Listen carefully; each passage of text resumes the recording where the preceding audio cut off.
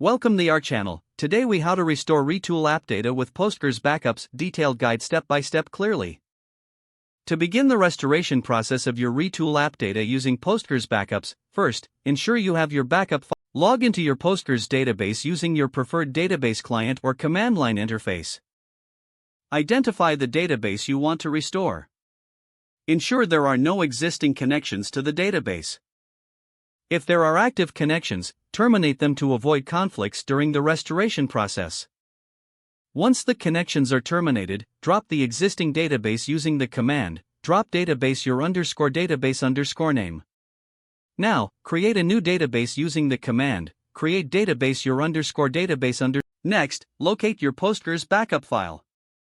To restore the backup, use the command pg_restore your username d your database name path to your backup file.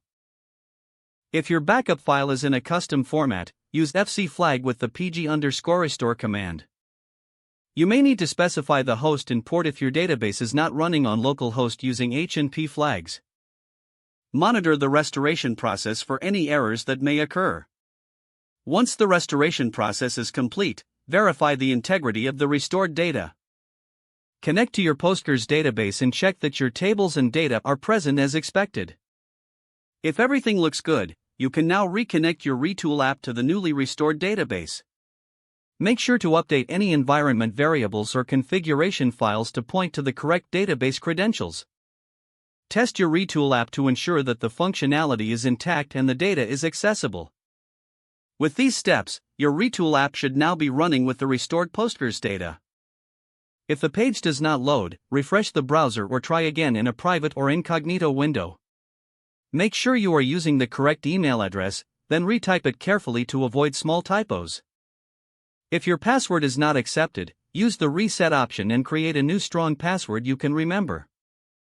Check your spam folder for verification or security emails, then complete any requested confirmation steps. Enable two-factor authentication if available to improve account security and reduce unauthorized access risk. After signing in, review your profile details so your contact information and settings are accurate and current. If you see an error message, note it down and try again after restarting your device and internet connection. Log out when you finish, especially on shared devices, to keep your account and payment information secure. If the page does not load, refresh the browser or try again in a private or incognito window. Make sure you are using the correct email address, then retype it carefully to avoid small typos. Don't forget to like this video and subscribe to our channel for more step-by-step tech guides.